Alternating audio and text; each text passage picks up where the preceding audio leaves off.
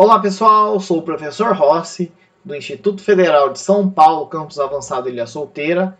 Iremos para a nossa segunda aula da disciplina de PREU 4, Projeto de Edificações do curso técnico concomitante subsequente. Aula 1.2 sobre plantas. Vamos lá. Retomando aí a aula 1.1, no qual nós falamos sobre fachada e elevação principal. Só lembrando alguns pontos importantes que na fachada nós não cotamos. Não é isso, pessoal? Isso é um erro bem comum, tá, pessoal? Não cotamos. Na prancha é obrigatório pelo menos uma vista dessa, tá? A fachada, podemos ter mais de uma? Podemos ter a elevação lateral direita e a lateral esquerda ou uma delas, ok? Vamos então para a nossa próxima, que é a planta baixa. A planta baixa, pessoal, nada mais é que um corte que faremos na horizontal de 1,20 m a 1,5 m em relação ao piso, ok? E aí, posteriormente, nós iremos olhar de cima para baixo e reproduzir este desenho, acrescentando aí algumas informações técnicas. Bom, somente representando aqui nesse slide, no qual nós cortamos a minha residência, tá? E retiramos a parte superior. Olhando aí, então, de cima para baixo, faremos uma representação em desenho. O que nós vamos representar nesses desenhos? Estes elementos aqui, pessoal. Paredes, aberturas, portas, janelas, portões, pisos, degraus, rampas, escadas, equipamentos aí de construção, como aparelhos sanitários, roupeiros, lareiras, aparelhos elétricos de porte, como fogões, geladeira, máquinas de lavar e elementos de importância não visíveis, ok? Bom, feita a planta baixa, nós temos que fazer os cortes. Isso aí. O que são os cortes? São representações de vistas ortográficas seccionais do tipo corte, obtido quando passamos por uma construção de um plano de corte e projeção vertical, normalmente paralelo às paredes, e retiramos a parte frontal, mais um conjunto aí de informações escritas que um complementam. Então isso daí é o que? Resumindo, pessoal, esse texto. Nós passamos um corte aí na vertical, na nossa residência. Aonde nós passamos o corte, pessoal? Principalmente nas áreas molhadas. Isso aí. Passamos principalmente nas áreas molhadas e observando aí para o lado que possamos representar com maior detalhes possíveis. Ok? Vai algumas dicas, né, agora para fazer esse corte. Para a representação do corte, é necessário observar os seguintes itens. Item A. Representação das paredes em que o plano vertical está cortando com o traço grosso. Item B. Representação das paredes que o plano vertical não corta, com um traço fino. Item C. Representação de portas e janelas conforme a simbologia adotada com as devidas medidas, altura.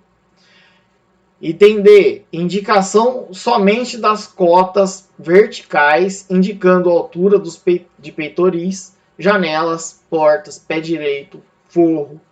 Item E. Representação da cobertura esquemática aí. Item F. Representação e indicação do forro. Se for laje, a espessura de 10 a 15 centímetros, né, pessoal? De laje. Dicas aí ainda para fazer o corte. Representação esquemática da fundação com um lastro aí de 10 centímetros, pelo menos, tá, pessoal? Por quê? Porque quando fazemos o corte e desenhamos, o corte ele não está voando. Então nós temos que fazer aí a representação dessa fundação para indicar vamos dizer, um lugar fixo que ele está, né? Não simplesmente jogado ali na minha prancha e ele voando, tá ok? Então é muito importante fazer essa fundação. Indicação de desníveis, se houver. Então aí, lógico que a gente fala, verifiquem a simbologia. É muito importante esses desníveis, né, representar para que as pessoas ou quem vai pegar esse projeto nas mãos possa verificar e averiguar na hora aí da construção. Indicar aí o revestimento com a altura correspondente. Então, é muito importante indicar os revestimentos nas áreas molhadas, principalmente, como os sanitários e a cozinha. Indicar os compartimentos que o plano vertical está cortando. Geralmente indica-se por um pouco acima aí do piso, né? Indicar o desvio do corte, quando houver, através de traço e ponto com linha média. Então o corte, eu não preciso fazer ele em linha reta. Eu posso desviar o corte dentro ali da minha planta e representar corretamente, né, este corte. Indicar o beiral aí das platibandas, marquises, rufos e calhas, se houver necessidade. Indicar aí o tipo de telha e a inclinação correspondente. Agora, após os cortes, nós temos aí a planta de cobertura, pessoal. É importantíssimo também indicarmos aí essa planta de cobertura. Então, a planta de cobertura é a representação gráfica da vista ortográfica principal superior de uma edificação ou vista aérea de seu telhado, acrescida de informações dos sistemas de escoamento pluvial. É muito importante, pessoal, colocarmos esses detalhamentos de águas pluviais, né, indicando a porcentagem de caimento aí das telhas, onde vai as calhas, para onde se destina as águas pluviais, indicar os destinos aí verticais dessa água pluvial, também no telhado. Isso mesmo, no telhado é muito importante. A planta de cobertura, nós temos um outro exemplo de indicação aí de caimentos, escoamentos aí de água pluvial. Dicas aí para a planta de cobertura, pessoal. Na planta de cobertura, então, nós temos alguns itens importantíssimos. Tipo de telha, inclinação correspondente ao tipo de telha. Se houver, indicar beiral, platibanda, rufos, marquises. Determinar aí as cotas parciais e totais da edificação. Também temos, pessoal, a planta de situação. O que é a planta de situação, pessoal? É onde nós vamos situar a nossa obra dentro de um quarteirão, tomando referência aí uma rua, uma não, né? Temos que ter aí pelo menos umas 3 a 4 ruas para deixar bem localizado a nossa obra. Então é a vista ortográfica superior esquemática com abrangência de toda a zona que envolve o terreno onde será edificada a construção projetada, com a finalidade de identificar o formato, as dimensões do lote e a amarração desse no quarteirão em que se localiza. Nós temos então, pessoal, aqui algumas pranchas de projetos no qual nós indicaremos a planta de situação aqui na nossa legenda. Isso mesmo. A legenda, lembrando que sempre no formato aí A4, não é isso? E indicaremos a planta de situação aqui nessa legenda, ok? Não podemos esquecer dessa informação. Se vocês estão com alguma dúvida, na aula 1.3 eu irei falar aí sobre o Código de Obras do município de Ilha Solteira. É uma aula importantíssima e eu recomendo que vocês guardem ela no coração de vocês. Isso mesmo, pois ela é muito importante para desenvolver aí um projeto.